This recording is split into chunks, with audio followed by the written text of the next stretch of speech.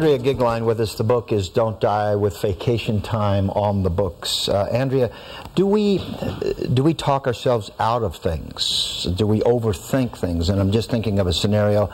There's so many times in a business and people say, let's get together, let's do this. And then we find ways, we think of things, reasons not to do things instead of reasons to do things. Is that true? Correct. I mean, the Don't Die with Vacation Time on the books is about how to actually live the Don't Die spirit. So it is about when you say to someone, hey, we should get together. Don't say it unless you mean it. Time is really, there's an Earl Wilson quote in the book that is basically, you know, someone should just tell us up front that we're actually dying from day one, and then let's get on with it. And if we keep that perspective, I remembered once being shown a technique to use with groups to get them to be very aware of, hey, time is of the essence, and the essence of time is change, which is one of the lines that I have in the book. And it was, fill a jar with a penny for every day that you expect to live from now, from whatever day you are to 80, 90 years old. And then every day take a penny out of the jar before you leave the house to ground you in making sure whatever I do today, it better be with purpose, with heart. It was Michael Landon. Yes. Somebody should tell us right from the start of our lives we're dying. He says, do it. I say, whatever you want to do, do it now. There are only so many tomorrows. That's it. And that gives you... Yes, and there is a way to live where we can fulfill our obligations, where we can achieve goals. You know, in no way am I going to be the person that says, blow off all this crap, don't save anything, don't accomplish anything, don't do this, don't do that. No. This is about make sure that as these things are occurring and as you're going through them, you're picking and choosing those that actually mean the most. Mean the most to you, so that as you go through adversity, you can hold on to the hope that you know how to do it and you know how to get through. And most important, that you can trust that you've built a community of people who will support you when you do it.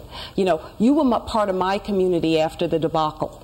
And you were still here, as are some of the people who showed up today who were part of that conference. I mean, that's how you get through the adversity, and it's knowing that, you know, the change is going to happen. Hope and change, it's all going to happen. But they say that's a good thing why the earth is round, because you can't see too far ahead. Right. And Martin Luther King, we just celebrated that holiday. The line that's used from him very often is, all you need to see is one step ahead. But Andrea, we're always looking at the risk. Yes. So we don't want to take the risk. Yes, in life, in business, in whatever we're doing. Right. We talk ourselves out of it. You use the word risk. I'm going to say that what I heard you say was fear. Yeah. And the acronym for that is false evidence appears real. Okay? And I like that. Left to your... Did you make that up? No, I did not.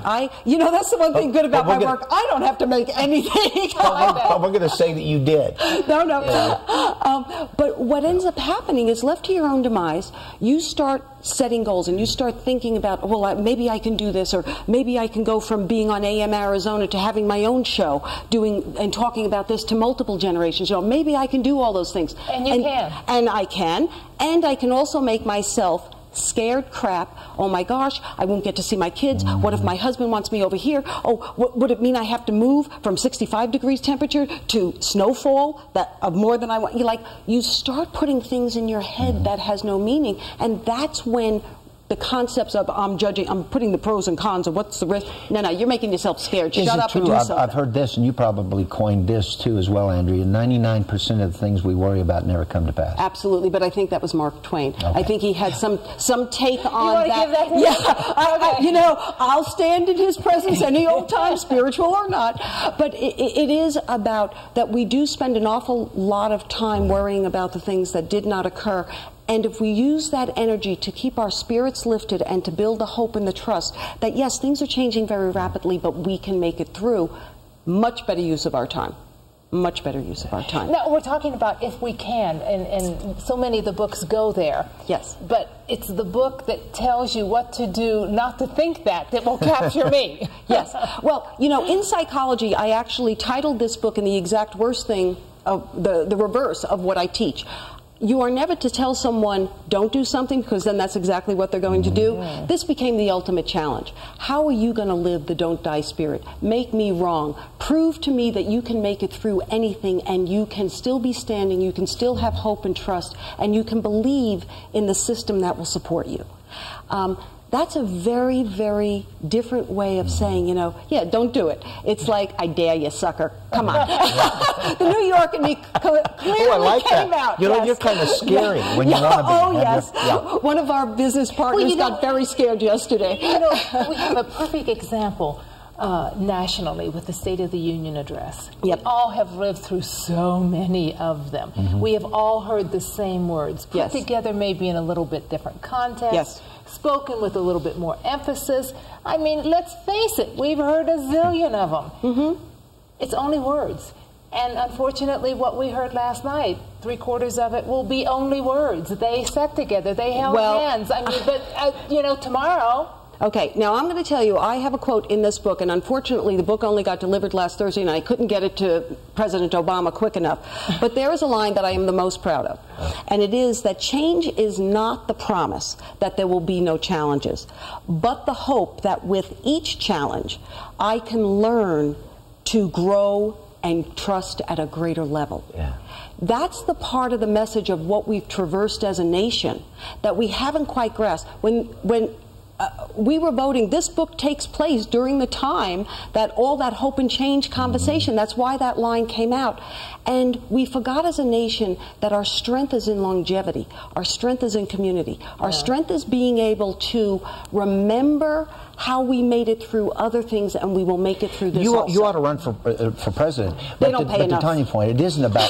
and their hair grays so fast. I know. 2 years and he's gray. It isn't about President Obama, because he is doing the very best job he can under that. But to your point, it isn't about the words, it's about the action. Correct. It isn't about the words, it's about the action. So it's the action of getting back to last night, it's the action that will follow. Correct. And I think a lot of the commentary that I heard prior, I didn't get to hear the speech. We had just driven in and had some dinner and we were missing it.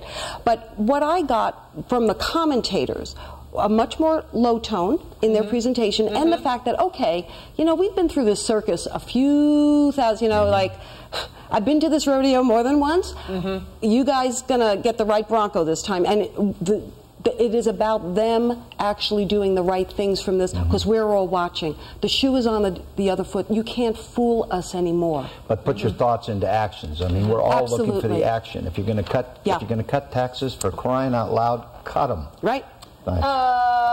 We can get this book. Yes, you can get this book at a website called Amazon, of course. And if you get it, please do make a review. And the other place that you can get it is on my website, don'tdiebooks.com.